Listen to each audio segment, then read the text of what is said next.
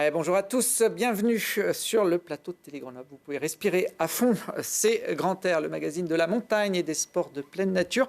Pour cette nouvelle émission, j'ai le plaisir d'avoir avec moi 4 montagnards qui vont pouvoir croiser leur expérience. Lise Billon, bonjour. Bonjour. Alpiniste, guide de haute montagne, lauréate du Piolet d'Or en 2016. Ça ne rajeunit pas tout ça. Bienvenue en tout cas. En face de vous, une autre guide de haute montagne, Aurélia Lanoé. Bonjour Aurélia. Bonjour. Bienvenue également. Pas encore de Piolet d'Or au palmarès d'Aurélia, mais un 8000 déjà, qu'elle a descendu en ski l'an dernier au Pakistan. On en parlera au cours de cette émission. À côté d'Aurélia, une skieuse, Colline Balébaz. Bonjour Colline. Bonjour. Bienvenue également, membre de l'équipe de France de freestyle, de ski freestyle pendant 6 ans, avant de passer à une pratique un peu plus libre du ski et puis surtout passer de l'autre côté de la caméra pour devenir réalisatrice de films de glisse. Et puis dernière invitée de ce plateau, Mélissa Lenévé. Bonjour Mélissa. Bonjour. Bienvenue également, je ne vais pas faire de jalouse comme ça. Comme Colline d'ailleurs, vous avez fait les beaux jours de l'équipe de France, alors pas en ski mais en escalade, avant d'arrêter la compétition pour vivre toujours d'escalade de haut niveau, mais sur d'autres formats, d'autres aventures. Vous avez été la première femme à enchaîner Action Directe, qui est la première voie du 9e degré, qui est une sorte d'emblème pour les grimpeurs de très haut niveau. Voilà pour cette présentation. Vous êtes toutes les 4 de passage à Grenoble pour un festival qui s'appelle Femmes d'aventure. Donc on est bien dans le thème de Grand Air. Est-ce que vous vous connaissiez d'ailleurs mutuellement les unes et les autres Plus ou moins. Plus ou moins. De nom, et puis on se croise quand même. Bon. Colline, pas encore. Le monde du ski et le monde de l'alpinisme a encore quelques passerelles à créer. Alors, Mélissa et Lise se connaissent un peu mieux que plus ou moins, puisqu'elles font de la musique ensemble. La musique? Eh oui, regardez. On fait la musique. Wanna see Miko and Scratch? This is Miko and Scratch Mix. Bon, voilà, c'est de la musique ça, non? Ouais, c'est court mais prometteur ce que vous avez fait là. Ouais, mais en fait, c'était un peu un projet, secret. Perso, vous ne vouliez pas le révéler au grand public. On ne voulait pas le révéler tout de suite. On aurait bien aimé le garder un petit peu plus sous le coude. Bon, quand le projet va se développer, si vous avez envie de l'étoffer, moi je vous propose une guitariste de talent. Regardez.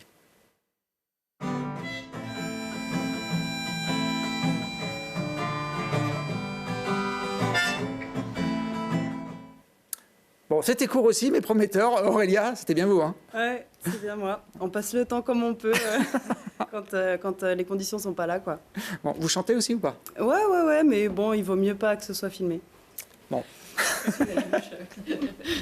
En tout cas, une fois que vous serez prêtes toutes les 3, parce qu'il y a encore quelques petits trucs à améliorer, je vous propose d'intégrer peut-être l'orchestre de Colline Balébaz.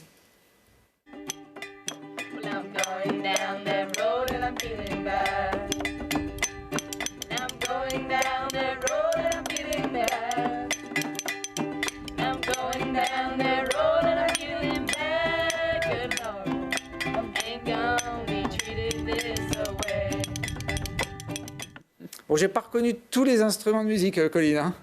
Il y a un thermos, 2 cuillères, un tabouret et c'est un autre truc qui fait gling-gling. Ah, une guitare, non? Un ukulélé. Ah, il y avait l'ukulélé. Ouais. Bon, bien sûr.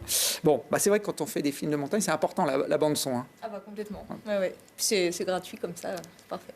Bon, on va laisser tomber la musique, en tout cas pour l'instant, pour revenir à la montagne. C'est le thème de cette émission. Alors Lise et Mélissa, vous êtes toutes les deux des grimpeuses de très haut niveau, mais vous évoluez pas forcément dans le même univers. 2 univers très différents entre l'alpinisme et l'escalade. Pourtant, Lise, vous arrivez de temps en temps à emmener Mélissa dans votre univers fait de glace, de rock et de froid. Ouais, c'est parce qu'elle a bien voulu me suivre. Mais c'est plus un partage d'expérience. Je pense qu'on a envie de passer du temps ensemble. Moi, je peux pas la suivre en fait en escalade. Elle est trop forte pour moi. Du coup, j'essaie des fois de me venger et de me torturer en montagne. C'est à me tirer comme ça là, sur des milliers de mètres, des milliers, presque. On vous voit là toutes les deux encordées dans le massif du Mont Blanc. Bon, c'est Lise qui mène la cordée quand même dans ce duo. Ah oui, totalement, ouais. Je confirme pour elle, totalement. C'est-à-dire que moi, je suis complètement une newbie dans ce monde. On a tendance à à mixer escalade et montagne, c'est deux univers complètement différents parce que moi, mon univers, c'est le rocher, la verticalité. Et l'univers, bon, Lise aussi fait de l'escalade, mais son univers principal, c'est vraiment donc tout ce qui est neige, glace, piolets, crampons, gants de vaisselle, comme vous voyez. Non, mais oui, c'est un univers complètement différent. Et c'est pas parce qu'on fait de l'escalade qu'on est amené à faire de la montagne. Et puis c'est surtout deux choses un peu différentes de l'escalade comme le pratique Mel, où elle va pousser une performance vraiment au plus haut. Moi, sur de l'alpinisme, on est plus sur parcourir des itinéraires. Donc on peut effectivement mixer les deux, mais il y a quand même un pas. On n'est pas sur un milieu qui est quand même assez aseptisé sur de l'escalade de très haut niveau. On est plus sur du terrain, ce qu'on appelle du terrain d'aventure. Donc avec souvent des friends, des points de sécurité qui ne sont pas en place. Et l'itinéraire est ce qui prime plutôt que vraiment la difficulté en elle-même. Bon, après, on peut aussi mixer ça en alpinisme, on peut le pousser aussi, mais pas autant que ce qu'on peut faire sur de l'escalade sportive.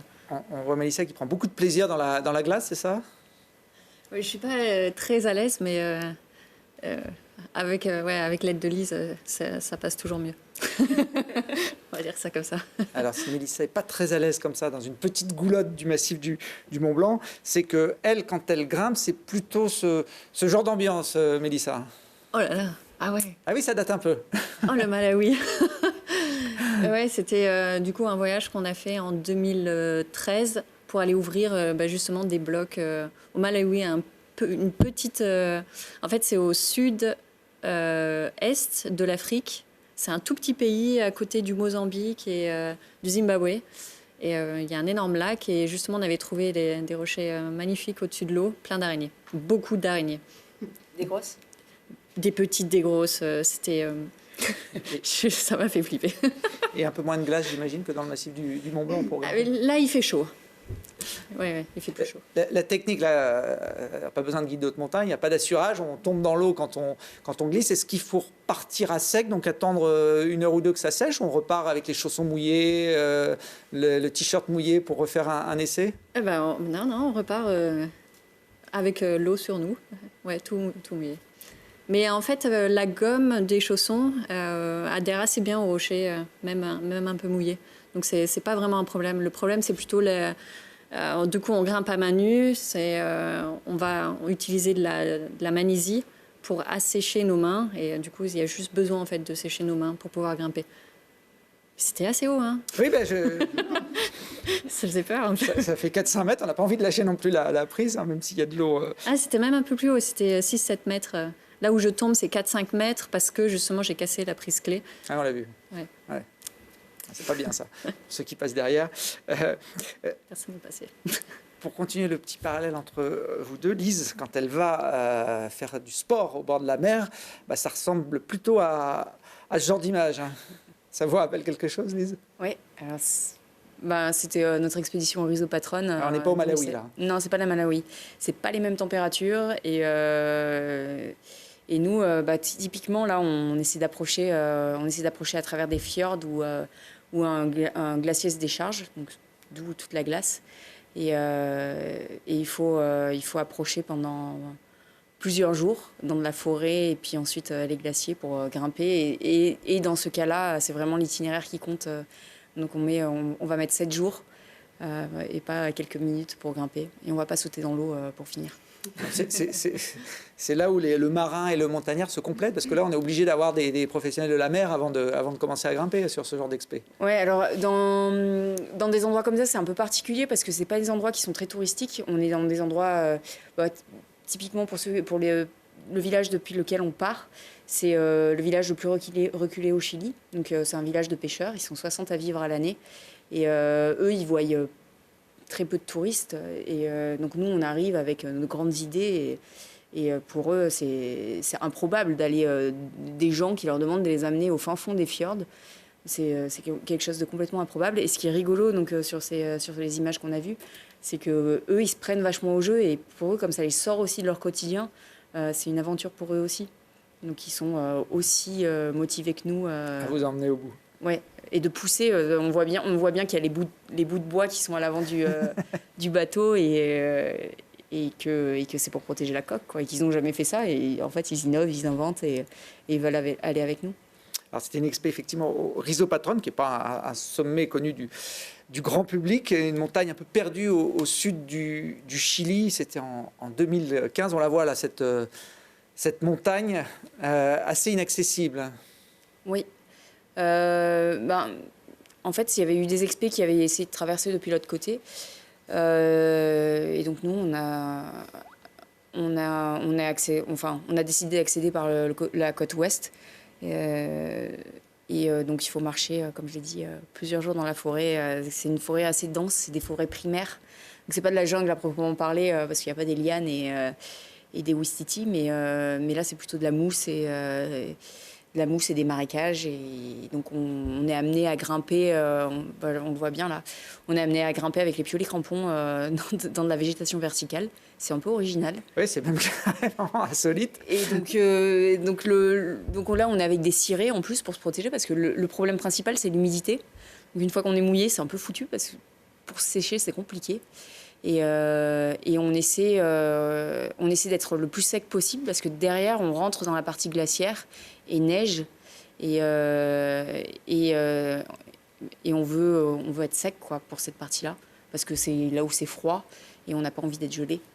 Oui, parce que j'imagine qu'il n'y a pas beaucoup de montagnes au monde où on commence comme ça avec un brise-glace, qu'on enchaîne avec une jungle presque amazonienne et on finit effectivement dans des parois plus classiques de ce qu'on peut trouver ici dans les Alpes, grandes parois verticales et glacées. Je pense qu'en Alaska, on peut trouver ça.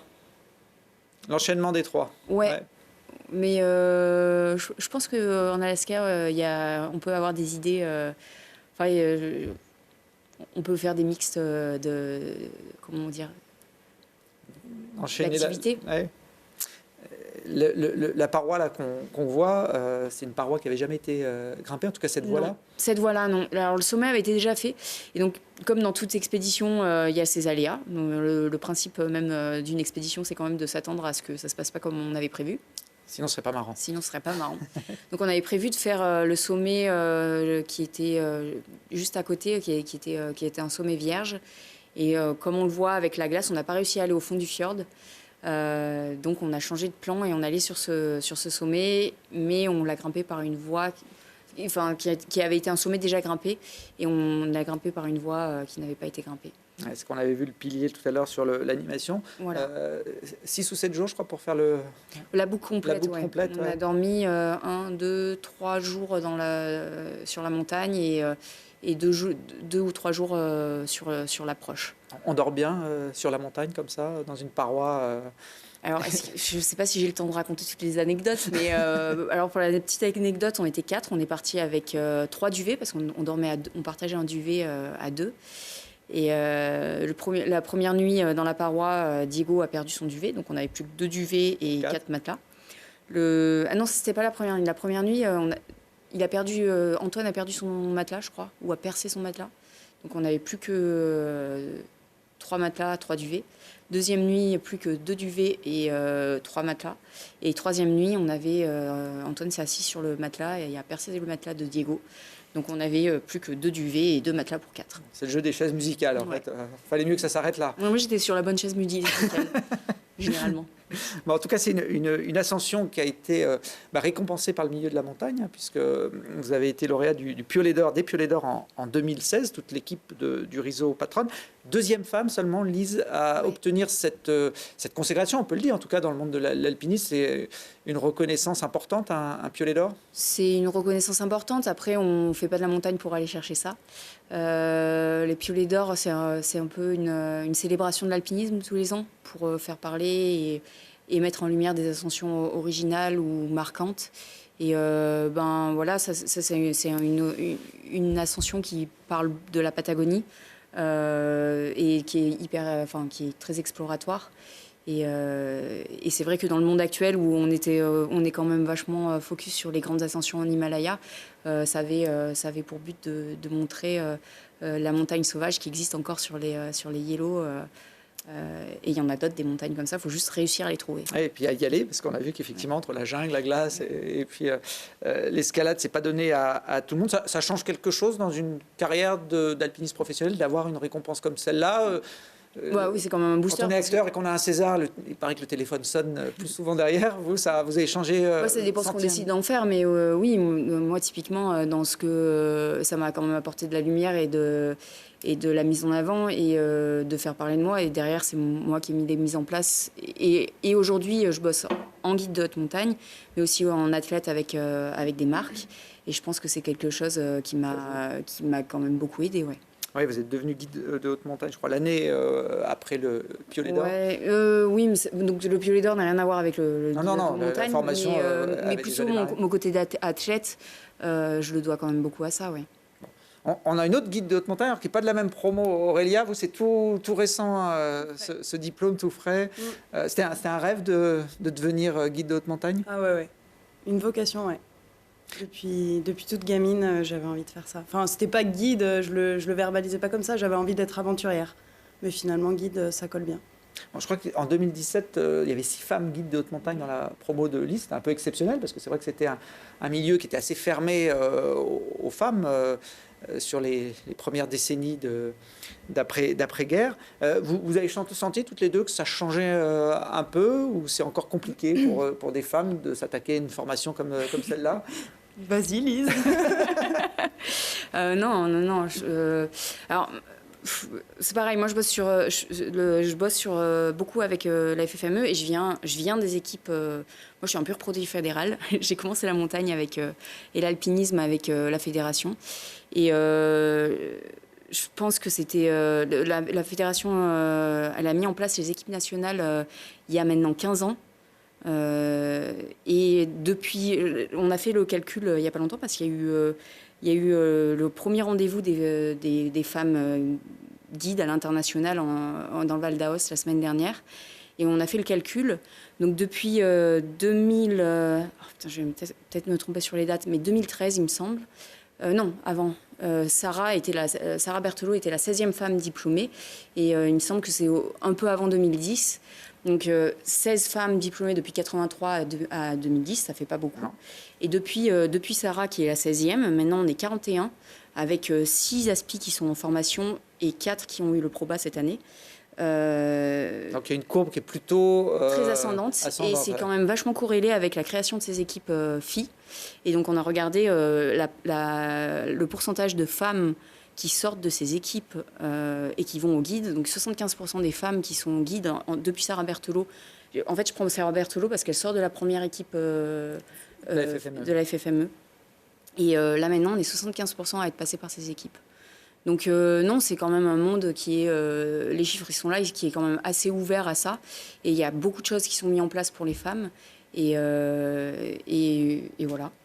Et je trouve qu'il y a quand même pas mal de choses. C'est quand même plutôt sympa d'être une femme dans le milieu des guides aujourd'hui. Bon, vous confirmez, Aurélia? Ouais, je confirme. Et puis je rajouterais juste que je pense qu'il y a un gros changement qui est dans les mentalités. Parce que le fait qu'il y ait plus de femmes, c'est une chose, mais qu'elles soient mieux acceptées par les hommes, c'est quand même pas mal aussi. Et moi, au sein de ma promo, par exemple, j'ai jamais eu de problème de sexisme ou de considérations différentes parce que j'étais une fille ou un garçon. Enfin, c'était hyper agréable à ce niveau-là. Et je pense que peut-être les générations d'avant, elles ont encore ces petites réflexions de « Ah, une fille guide au refuge » ou ce genre de petites réflexions qu'on peut avoir qui est plus d'actualité. Ouais, ça rentre dans les mœurs. Ouais, voilà. C'est vraiment agréable, ça. Alors Aurélia, avant d'être officiellement guide de haute montagne, elle a fait un peu comme Lise, elle a fait des aventures. Vous, ça s'est passé au Pakistan l'an dernier, sur l'un des plus hauts sommets du monde, le Garsherbrum 2. J'espère que je l'ai bien prononcé, qui fait partie des 14 8000 de la planète, 8035, je crois, aux dernières nouvelles. Il a peut-être pris un peu, il a neigé cette année. Ah ben ouais, le problème, c'est que ça évolue chaque année. En tout cas, on le voit, ce sommet. Comment vous êtes retrouvé à partir sur un 8000 ? Alors pareil, c'était une idée. Moi, aller à 8000, c'était quelque chose qui me faisait rêver. J'avais envie de voir. Je suis hyper curieuse de voir comment l'organisme peut réagir à cette altitude. Et voilà, j'étais curieuse de voir. J'ai lu beaucoup de récits d'aventures en Himalaya et ça m'a toujours attirée. Je suis allée au Népal pour moi-même pour faire des petits trucs du trek et pas du grand alpinisme, mais j'ai été hyper impressionnée par ces montagnes. Et là, c'était pas en Himalaya, c'était au Pakistan, dans les pré-Himalaya. Et en fait, ça a été vraiment un jeu de hasard. L'équipe était déjà constituée. Et un des membres de l'équipe était un collègue de ma promo. Et en fait, il y a un des gars qui leur a fait faux bond et il a pensé à moi. Et voilà, il m'a proposé. Ça s'est fait genre 2 mois avant le départ. Ça a été le branle-bas de combat pour finir de se préparer, réunir le matériel et les fonds nécessaires. Et voilà, c'était parti. Alors au Pakistan, il n'y a pas la jungle comme on peut l'avoir en Patagonie, mais bon, une expé dans ces montagnes, ça demande de toute façon de longues journées de marche d'approche. Ça fait partie de la mise en condition avant de s'attaquer vraiment à la montagne. De toute façon, pour aller à un sommet de cette altitude, il faut faire une acclimatation, il faut habituer son corps au manque d'oxygène. Donc dans tous les cas, c'est nécessaire. Après, la particularité du Pakistan, il faut savoir, sur les 14 8000, il y en a 5 au Pakistan, le reste au Népal. Et les 8000 du Népal sont un petit peu plus accessibles, souvent plus... Enfin, les marches d'accès au camp de base sont un peu plus courtes. Là, nous, on avait, je crois, 6 ou 7 jours pour accéder au camp de base. Et avant ça, 2 jours de jeep. Et c'est quand même... c'est vraiment... On va loin dans les vallées. On remonte des vallées glaciaires immenses et tout. C'est un voyage en soi. Et ensuite, nous, on s'était acclimatés. On est parti 2 mois. Et donc, on a pris 1 mois pour s'acclimater dans une autre zone. On n'avait pas envie de s'acclimater sur la montagne, de faire des allers-retours sur la même montagne. C'était pas forcément un truc qui nous enchantait. Donc, on a profité pour aller visiter une autre zone et s'acclimater sur des sommets vierges, ou en tout cas vierges de skieurs. Et puis après, on est venu sur la montagne pour lancer l'ascension du sommet. Alors, cette ascension, effectivement, c'est celle du Garsherbrum 2. On va y venir. Lise, vous avez déjà tenté d'aller sur des sommets à 7 ou 8000 mètres. Là, vous étiez au Népal il y a encore quelques jours. Oui, 7000, oui, j'ai tenté. On peut dire j'ai tenté, vu que je n'y suis pas arrivée. Mais la haute altitude, comme 8000, ça me... je crois que mon corps n'est pas fait pour ça, justement. C'est pas une question de niveau technique, c'est vraiment physiologique. Ouais, moi je fais rapidement des mâmes, même à 6000, donc j'imagine même pas à 8000. Mélissa, déjà allée en très haute altitude en grimpant? Ah ouais, moi, je pense que c'est encore pire que Lise. Il faudrait que j'ai... Ma seule expérience, du coup, c'était au Pérou l'année dernière avec Lise, en haute altitude. Et déjà à 5000, c'est difficile. Donc, mais je sais pas, c'était ma première expérience, du coup, je ne suis pas vraiment allée avec parcimonie. Malheureusement. Le MAM, c'est le mal des montagnes, le mal aigu des montagnes, effectivement, qui est un symptôme qu'on peut avoir au-dessus de 5000 mètres d'altitude. Colline, c'est quoi le plus haut vous ayez skié Skier vers 3006, 3007. Ah oui, pas plus haut. Il y a encore un petit peu de marge pour ressentir le MAM ou pas, d'ailleurs. En tout cas, bon, partir comme ça dans les montagnes de l'Himalaya ou du Pakistan, c'est ce que disait Lise tout à l'heure. Une expé, il y a toujours plein d'imprévus. C'est ce qui fait son charme. Ou pas, quand ça ne se passe pas comme on le voulait. On va retrouver Aurélia sur les pentes du Garsherbrum 2 à un moment où elle aurait peut-être justement préféré être ailleurs. J'espère qu'il n'y avait personne là-bas. Le G1, il y a toute la face qui vient de partir. Je sais pas, peut-être. Hop, hop, hop. Faut s'en aller là. Ouais, il est tranquille, votre compagnon de cordée. Il filme. Il filme, donc il se dit... Non, mais après, c'était vraiment... Moi, c'est la plus grosse avalanche que j'ai vue de ma vie. Enfin, faut savoir, le G2 et le G1, c'est le Garsherbrum 1 et 2 qui sont côte à côte.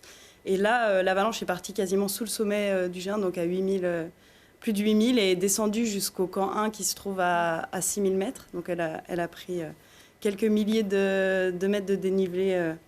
Et c'était de la neige fraîche, donc c'est de la neige qui fait vraiment des gros nuages. Et ouais, c'était assez effrayant. Et puis on avait peur de se prendre le souffle, mais finalement il y avait une cuvette et l'avalanche s'est arrêtée naturellement.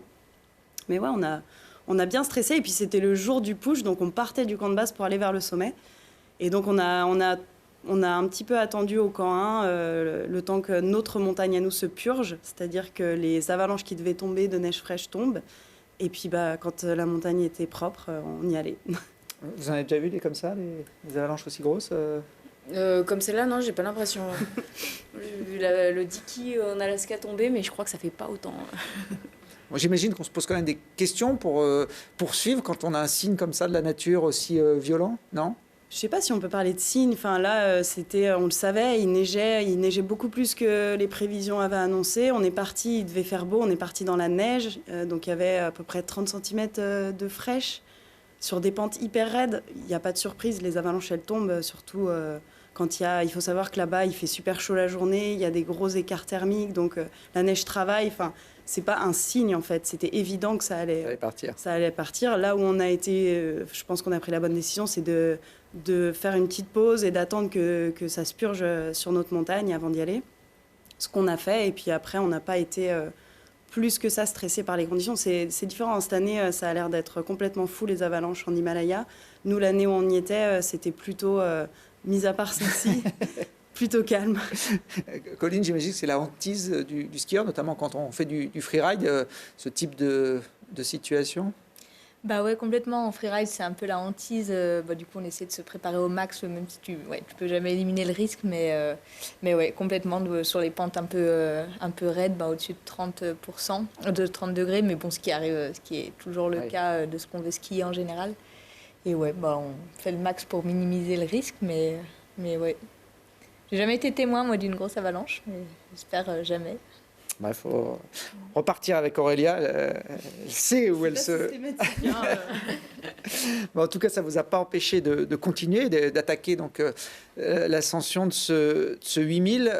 On avait vu tout à l'heure le petit schéma avec les camps. Il faut combien de jours pour arriver au sommet du Gershberg? En tout cas, vous avez mis combien de jours, vous? Nous, on a mis 5 jours. On était en style alpin, c'est-à-dire que on avait tout notre matériel avec nous pour être autonome sur la montagne, c'est-à-dire notre camp qu'on déplaçait au fur et à mesure, notre nourriture, les réchauds, et on a fait une voie de mixte parce qu'on n'a pas fait la voie normale pour monter, on a fait une voie un petit peu plus technique. Donc on avait aussi le matériel pour se protéger en rocher, en glace, les cordes, les crampons, les piolets, enfin ça faisait... Moi c'est un des trucs, j'avais jamais fait d'expé en Himalaya, mais le sac de plus de 20 kilos... C'était un peu c'est ce que j'ai trouvé le plus dur. Et de skier avec, c'était encore plus dur. Est-ce que vous avez oublié un petit détail dans le sac? Il y avait aussi des skis, forcément. Voilà, on portait les skis à la montée. On n'a quasiment pas skié. On a peut-être skié 100 mètres. C'était tellement raide qu'on était en crampons piolet avec les skis sur le sac. Et à la descente, on s'en est servi. On n'a mis qu'une journée pour descendre. Mais oui, ça faisait son pesant... son pesant d'or. 20 kilos sur le dos plus l'altitude, on monte au ralenti quand on arrive au-dessus de 8000 mètres. Ouais, au-delà je pense, de 6000, on commence déjà à sentir quand même les effets du manque d'oxygène, en fait. Donc les échanges gazeux, ils se font moins bien, les muscles, ils sont plus raides, la respiration se fait plus courte. Le push sommital, c'est-à-dire le dernier camp qui était à 7003 jusqu'au sommet, là on a laissé notre camp en place. Donc on est parti le matin avec un sac un peu plus léger, on avait juste des vêtements, un réchaud au cas où et quelques petits matériels de sécurité et les skis, mais les sacs étaient un petit peu plus légers. Et voilà, après c'est sûr que c'est assez fou la sensation. Je pense qu'on est tous... on doit être tous différents à ce niveau-là. Mais moi, si je parle de mon expérience, au bout d'un moment, j'ai mis de la musique. J'avais un lecteur MP3 et donc j'ai mis de la musique dans mes oreilles, de la musique que j'aime beaucoup. Et je suis partie dans des sphères où j'étais vraiment dans mon monde. Et en fait, chacun était... Alors, ça peut paraître un peu individualiste, mais de toute façon, on a chacun des rythmes différents. Donc, chacun avance à son rythme. Et on s'est tous retrouvés au sommet. Et ça, c'était hyper beau et hyper fort. Mais oui, on était un petit peu dans nos mondes respectifs à des moments donnés. Alors, vous voilà, arrivé au sommet de ce 8000. J'imagine qu'il y a un gros moment d'émotion, surtout quand c'est une première expérience comme ça, qui se finit bien.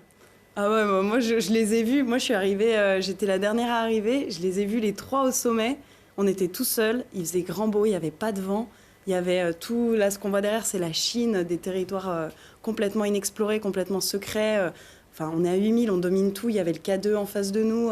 C'était magique. Et ouais, j'étais hyper émotionnée.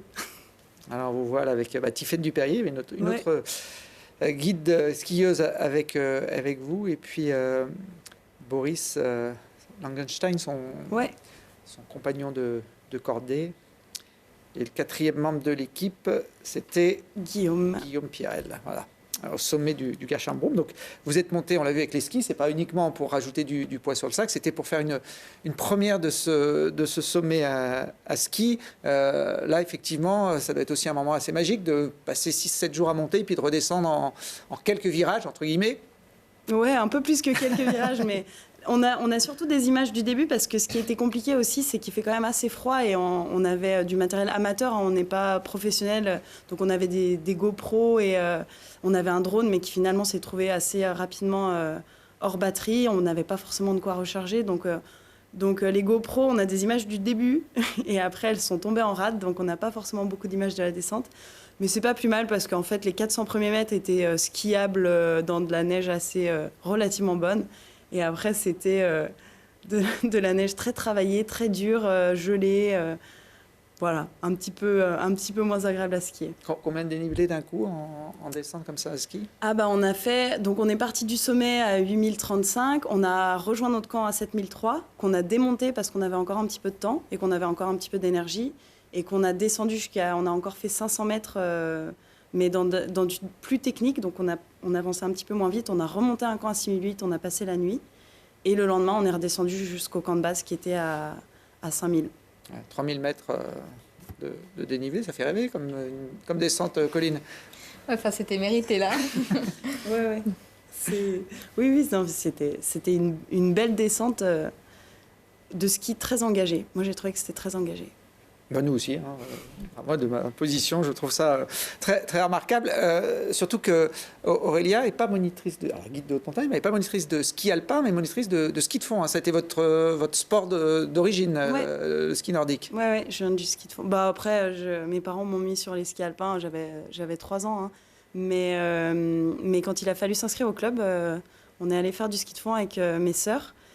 Et puis ça marchait plutôt bien, donc j'ai continué, j'ai fait pas mal de compètes. Alors les premières en ski des grands sommets himalayens sont toutes plus ou moins faites, mais par contre en ski de fond, à mon avis, il y a encore des créneaux. Vous avez déjà testé la pente raide en ski de fond ou pas? Alors j'ai déjà fait le derby de la Meige en ski de fond. Ah bah voilà. Ouais. Et pour le fun, et peut-être j'en referai, mais pas tout de suite.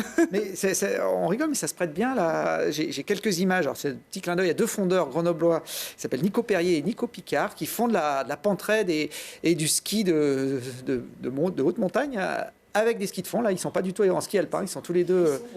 Ah ben oui, à Grenoble, on a des bons skieurs aussi en nordique. Mais voilà, ils sont capables d'envoyer comme ça avec simplement des skis de fond au pied sur des pentes qui peuvent effectivement dépasser aussi là, les 30 degrés. Colline, si vous cherchez, je sais pas, des riders un peu originaux pour votre prochain film. J'ai un pote qui fait du freestyle sur les skis de fond. Ça peut exister, mais c'est très, très, très impressionnant. C'est pas très stable, moi, le peu que j'ai essayé du ski de fond. Non, mais eux, ils arrivent à trouver ils ont le bon sens de l'équilibre, Ouais. en tout cas. Ça vous a donné envie d'autres 8000, Aurélia, cette expérience? Ouais, je pense que j'y retournerai, ouais. Ouais. Peut-être, je sais pas si ça va être un autre 8000 à ski ou un sommet peut-être un petit peu moins haut, un peu plus technique. Moi, j'aime bien varier les plaisirs, donc le prochain projet est en cours. réflexion. Lise, donc 8000, ça paraît inaccessible si le mal des montagnes arrive assez vite pour vous? Surtout, ça me motive pas. Non, pas intéressé Non, par ça. pas du tout.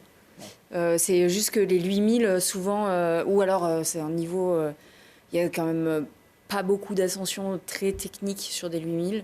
Moi, je suis plus attirée par quelque chose. C'est un peu plus dur et technique, ouais. Ouais, je crois que ça m'amuse plus quand c'est plus vertical et plus technique et voilà, que juste marcher. Bon, après, c'est des choses complètement personnelles, hein, mais je préfère quelque chose de plus technique. Alors Mélissa, c'est pas le 8 qui l'a fait rêver, c'est le 9. Hein, le 9e degré, qui est un peu le Graal pour les grimpeurs de très haut niveau. Avant de grimper dans le 9, j'imagine qu'on suit une progression assez logique. Hein, 5, 6, 7, 8, c'est ça à peu près les grades de l'escalade? Oui, totalement, ouais. Donc 5, c'est plutôt pour des débutants, 4, 5. Ensuite 6, ça commence à être un peu plus technique en termes de mouvement. Donc en termes de verticalité aussi, un peu plus déversant, peut-être dans du 7. Et 8 encore un peu plus, et 9, il y a moins de prise. Ouais, beaucoup moins. Pour être Sans plus loin. guide de haute montagne, il faut un niveau requis en escalade Pas obligé de faire du 9. Hein. Non. Je crois que c'est 7A, non? C'est quoi le niveau de grimpe d'Aurélia et de Lise? 6C. Au pro bas, c'est 6C. Après, tout le long de la formation, le prérequis, normalement, c'est plutôt... Enfin, c'est 6B+. C'est ce que vous grimpez habituellement? Non, tu grimpes plus dur. C'est nos voies des chauds, non? Ouais, c'est bien d'avoir un peu de marge quand même. Bon, le 9e degré, je crois qu'il est apparu récemment, dans les années 90. Oui, du coup, en 92, 91. Je vais faire une erreur. Je crois que c'est 91. 91. Oui, en fait, du coup, c'est un Allemand, Wolfgang Gülich, qui a ouvert du coup cette voie dans le Franken-Jura, c'est à côté de Nuremberg. Il a été vraiment un pionnier dans le monde de l'escalade à ouvrir du coup un premier 8B+, premier 8C et premier 9A. Donc premier 8C+, c'était en Angleterre, à Hubble. Voilà. Donc, mais malheureusement, il est décédé il y a quelques dizaines d'années dans un accident de voiture. La voie dont vous parlez, ça s'appelle Action Directe. Alors, on est loin des parois où Lise vous a emmené dans le massif du Mont Blanc, notamment. On la voit là, c'est un caillou imposé dans une forêt allemande. Exactement. C'est très intimiste. Oui, complètement. Mais en fait, en escalade, du coup, on va chercher plus des lignes très déversantes, plus ou moins hautes. Donc, dès qu'on va grimper du coup avec une corde, ça va être entre 10 et 60 mètres pour des voies d'une longueur et jusqu'à 1000 mètres pour des voies de plusieurs longueurs. Alors celle-là, elle en fait 12. Oui. C'est ça, hein? C'est clairement, ouais, il n'y a pas beaucoup de prises, comme j'ai dit tout à l'heure, et c'est un test piece de force. C'est la référence, en fait, en escalade pour... ouais, c'est la référence. 6 ans, vous avez mis 6 ans pour arriver à sortir cette voie, entre le moment, j'imagine, où vous êtes lancé sur ce projet? Oui, voilà. Bon, c'est 6 ans, 7 ans même, mais avec beaucoup de coupures, parce que c'est une voie qui demande beaucoup de préparation. Je faisais beaucoup de compétitions aussi avant, et d'autres projets, des voyages, des blessures, parce qu'en fait, on grimpe principalement avec 2 doigts sur cette voie. Donc et des mouvements qui sont très loin, donc ça appelle à la blessure.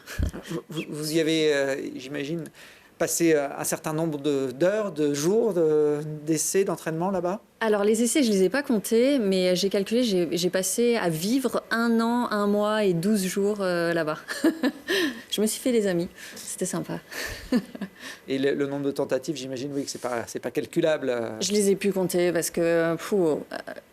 je pense qu'il y a un tiers du temps, donc de là où j'ai dû passer 3 ou 4 mois dans la voie à faire minimum 3 essais, maximum 10. Donc je vous laisse faire le calcul. Quand on n'est pas spécialiste, 12 mètres et passer autant de temps pour passer 12 mètres d'escalade, on a du mal à comprendre. C'est quoi?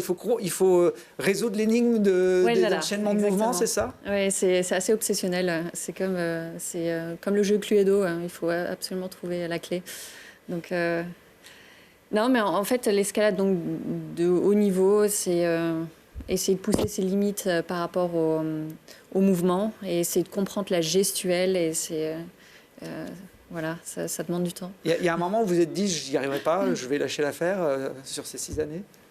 Non, ça a été plutôt une quête parce que j'étais persuadée que c'était possible, malgré beaucoup de monde me disait que c'était pas vraiment possible pour une femme parce que le mouvement était le premier mouvement, donc c'est un jeté normalement d'un mono en bidoigt, donc c'est 1 doigt à 2 doigts, c'est assez radical et c'est très loin.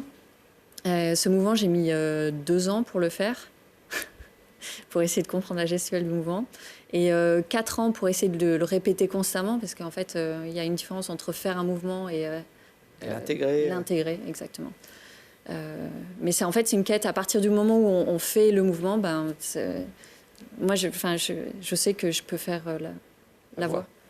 Vous avez été la première femme, peut-être la seule d'ailleurs aujourd'hui, je ne sais pas, à réussir cette la voie. seule pour l'instant.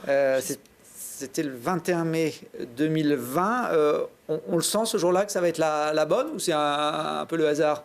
Ben non, justement, c'est un jour où de lâcher prise. Je pense dans tous les sports, on a ce genre de feeling. À partir du moment où on arrête d'être dans le mental, on arrive à s'exprimer. Et non, au contraire, hein, c'était horrible du début jusqu'au début de l'essai, jusqu'à ce que je me dise, bon, ben, je lâche prise et j'essaye de faire ce que je peux. Et je me suis jamais aussi sentie volée dans les mouvements. On vous voit là sur cette énième tentative, mais qui va finalement être la bonne.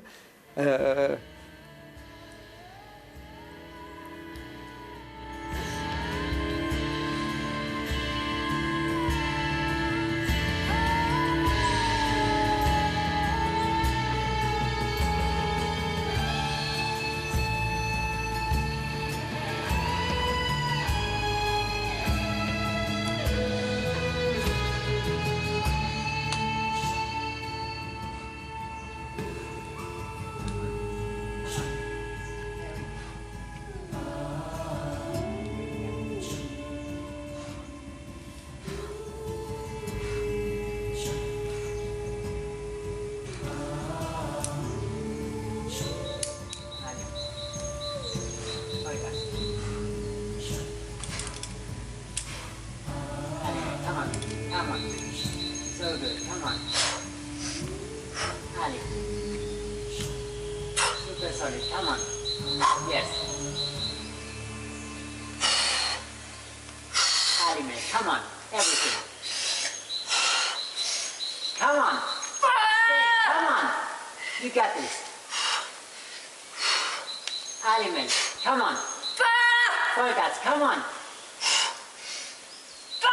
Ali, everything, come on. Come on. Stay.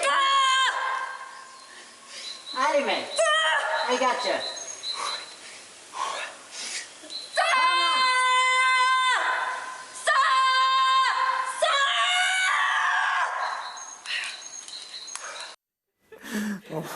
On l'a regardé religieusement. À chaque fois, j'ai pas trop envie qu'il soit trop montré. En fait. Personne ne l'a vu. Là. Ok, super. Mais non, mais on est avec vous dans ces 12 mètres d'ascension. Ouais. Il faut des bras, de la technique et des cordes vocales aussi, finalement. Ouais, c'était le lâcher prise. Ouais, on revient à la musique. Bon, alors, on ne va pas abuser, mais tout à l'heure, on a montré l'arrivée au sommet d'Aurélia. On avait aussi l'arrivée au sommet de Lise. Là, vous êtes presque au sommet, mais vous n'y êtes pas complètement. Regardez.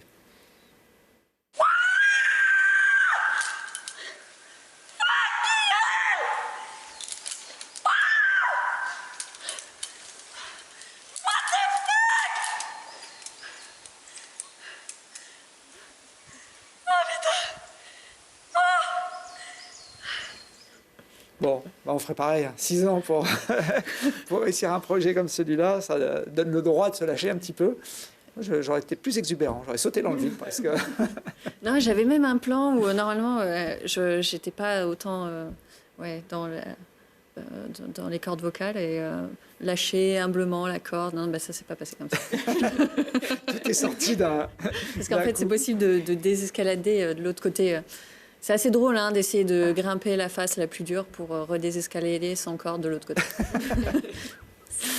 Bon, en tout cas, bel exploit donc, réalisé il y a 2 ans. Aucun Français d'ailleurs n'avait fait, homme ou femme, n'avait réussi à grimper cette voie en 9A. Vous êtes sur d'autres projets encore plus durs, Mélissa? Alors, sur le papier, plus dur. Mais en réalité, pour moi, peut-être challengeant, mais j'ai l'impression moins dur. Ouais, c'est une voie qui est à côté de chez moi, à Séuse, qui s'appelle Biographie. C'est beaucoup plus long, c'est un autre challenge, c'est pas du tout dans la spécialité, c'est pour ça que je vais. Bon, on attend que vous la réussissiez pour vous inviter, vous écouter la vivre comme ça de pleine voix. En tout cas, bravo. En montagne, il y a le plaisir de l'ascension, alors sur 12 mètres ou sur 8000, suivant les styles. Et puis, il y a le plaisir de la descente aussi. C'est plutôt le kiff de Colline, de descendre. Après 6 ans de Coupe du Monde en ski freestyle, Colline Ballet-Baz a décidé de changer un peu, de réorienter sa carrière de skieuse professionnelle, hein, de repasser, ce que je disais tout à l'heure, derrière la caméra et de se lancer dans un défi de réalisation de films. Bah ouais, bah l'idée c'était d'arrêter la compétition. Moi je pense que j'ai jamais été très compétitrice. Du coup, pendant mes années compétition, ça mûrissait tranquillement que ça va être quand le moment où je pourrais enfin me consacrer à la vidéo. Et du coup, je le voyais pas trop comme un changement de discipline à la base. Je voulais faire de la vidéo en ski freestyle, mais de fait, avec la vidéo, ça amène à faire du freeride, du backcountry, d'autres disciplines, et j'avais envie de découvrir tout ça aussi. C'est aussi un autre truc qui m'a poussé à arrêter la compétition, c'est que je me disais, mais il y a tellement de choses à faire dans le ski, dans le free ski en général, et nous, on fait quelque chose qui me passionnait, les figures sur les skis, mais je me disais, il y a tellement d'autres choses à faire. Et du coup, ouais, j'ai arrêté la compétition et j'avais envie de réaliser des films. Enfin, c'était un peu mes petits projets que j'avais dans la tête que j'ai essayé de mettre en réalité, quoi. Alors, dans le milieu de la glisse, ce sont plutôt les hommes, on va dire, dans les films, en tout cas, qui sont sur le devant de l'affiche. Vous aviez envie de rééquilibrer un peu les choses en réalisant des films, mais uniquement avec des skieuses femmes. Ouais, bah, l'idée est venue assez naturellement. Enfin, comme les filles disaient tout à l'heure, le milieu est globalement plus masculin. Après, c'est pas du tout la faute des hommes qui composent ce milieu. Je pense que c'est peut-être plus, je sais pas, un truc de société qui pousse peut-être moins les jeunes filles à aller vers ce genre d'activité. Enfin bon, le débat est large. Mais en tout cas, il se trouve que dans la production de vidéos de sport d'action, bah, dont le ski freeride, freestyle fait partie, c'est clair qu'il y a plus d'hommes. Hein. Moi, il y a une dizaine d'années, quand je commençais, je voulais regarder des vidéos, notamment de femmes, pour être inspirée. Et c'était pas si évident d'en trouver. Du coup, je ressassais les mêmes encore et encore. Et du coup, en plus, au fil des années compète, j'ai rencontré beaucoup de femmes qui m'ont inspirée, avec qui j'avais envie de bosser et avec qui j'avais envie de faire des vidéos. Donc ça s'est fait tout naturellement que je me suis dit, bah allez, on va réunir un crew féminin et faire un film, quoi. Ouais, ce sont les images qu'on voit. C'était votre premier film, Skivas, hein, qui a bien fonctionné dès le premier coup. Vous avez été reconnu, entre guillemets, dans ce milieu. Hein. Bah, il y avait eu des bons retours, ça faisait plaisir, ouais.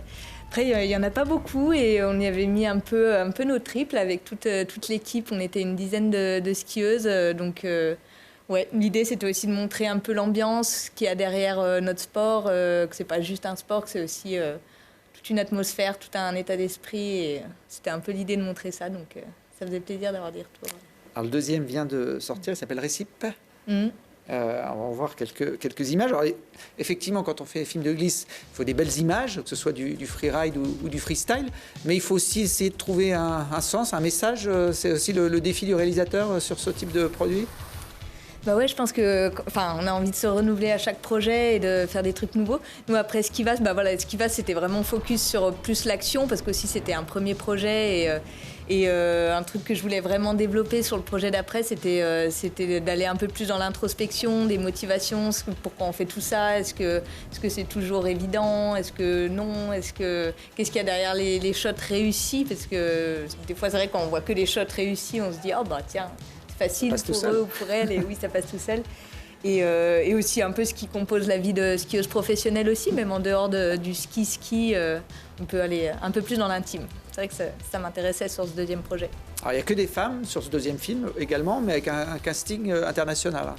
Ouais, bah, du coup il y en a je crois à peu près la moitié avec qui j'avais déjà filmé sur Skivas, et l'autre moitié des nouvelles. Donc soit que je connaissais d'autres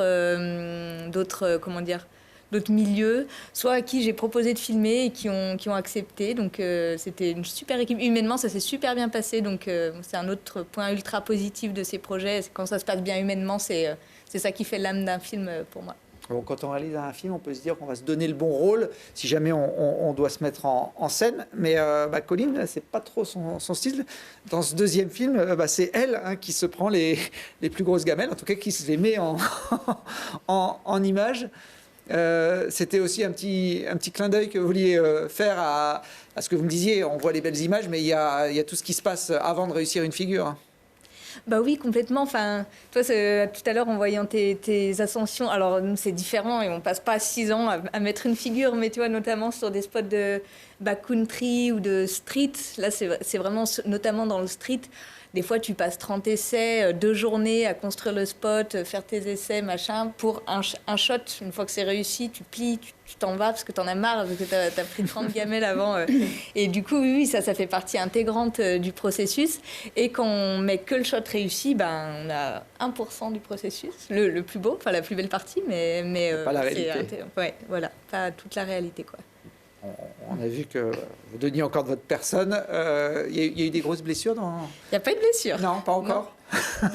Non, pas sur ces tournages-là, en tout cas.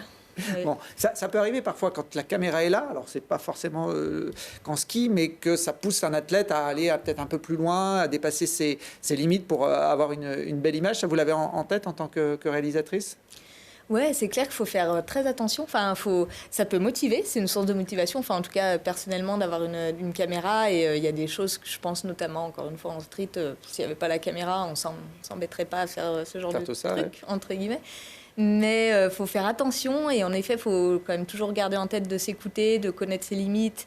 En freeride notamment, enfin, voilà, si les conditions ne sont pas là et qu'il y a quand même l'équipe de tournage, il ne faut pas hésiter à dire non quand même à certaines lignes. Et voilà, si on ne le sent pas, et le jeu n'en faut pas la chandelle. Et en effet, c'est des fois un petit peu plus difficile de s'écouter quand il y a 5 personnes qui sont là pour guider, prendre des photos, prendre des vidéos et que tu sais que tu arrêtes un peu tu mets un stop à l'objectif de la journée en faisant ça, mais c'est très très important et faut s'entraîner à dire non quand on le sent, quand on sent que ça va pas le faire, quoi. Est-ce qu'il y aura des hommes dans le prochain film de Colline Ballet-Baz ? Pourquoi pas ? Faut que je réfléchisse au prochain film, mais ouais, c'est pas du tout exclu. Là, sur ce film-là, on avait prévu 2-3 journées de tournage avec 2 amis. Hommes, et au final les conditions étaient vraiment pourries, donc on n'a pas pu le faire, mais j'aurais trouvé ça sympa d'inverser la balance, et ouais, c'est pas du tout exclu. Bon, en attendant, vous êtes marraine du Grenoble Ski Team, hein, qui est l'équipe de haut niveau du GUC, hein, le club grenoblois de ski qui a sorti des grands champions. Colline en fait partie, mais avant ça, il y avait eu Perrine Pellen, notamment en ski alpin dans les années 80. C'est votre club d'origine auquel vous êtes resté fidèle. Le club qui a réalisé une vidéo sur les flancs de la Bastille, une vidéo de street ski. Je ne sais pas comment on peut l'appeler autrement. Alors, je ne sais pas si vous leur avez donné quelques conseils pour faire ce tournage. Ah non, ils n'en avaient pas besoin. Ils s'y connaissent en street. Alors, je crois qu'ils ont tourné ça en août ou en septembre. Oui, à mon avis, ça ressemble à ça. Il y a rarement de la neige à la Bastille, mais là, avec la créativité, quoi.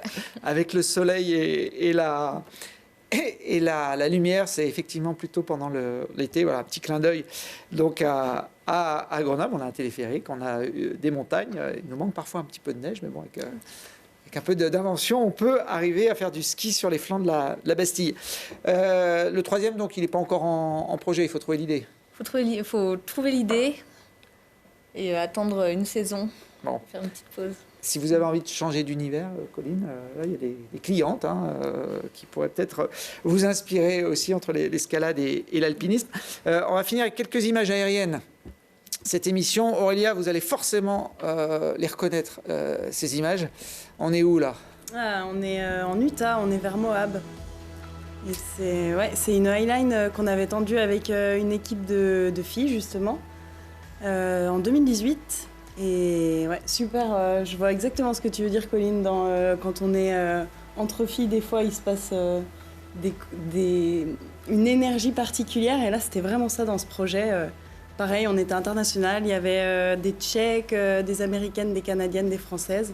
Et on a réalisé cette belle ligne, c'était super, quoi. Vous avez réussi à la traverser, vous, Aurélia ? Alors moi, j'étais la grimpeuse qui permettait de monter la ligne au sommet de la tour. Et moi, j'ai fait quelques pas sur cette ligne, mais non, j'avais clairement pas le niveau à l'époque de traverser ça. Aujourd'hui, peut-être, en tombant quelques fois, mais non, à l'époque, j'étais loin de la traverser. Et d'ailleurs, je crois que sur les 10, il y en a peut-être 3 qui ont réussi sans tomber. Mais l'idée, c'était juste de réussir à déjà la mettre en place et aller faire quelques pas dessus. C'était déjà hyper beau. C'est un truc de grimpeuse, ça, Mélissa, la slackline, ça a souvent de pair, hein, le sens de l'équilibre, le vide, etc. C'est votre truc aussi ? Non, pas trop. Non ? Grimper, oui, les tours en Utah.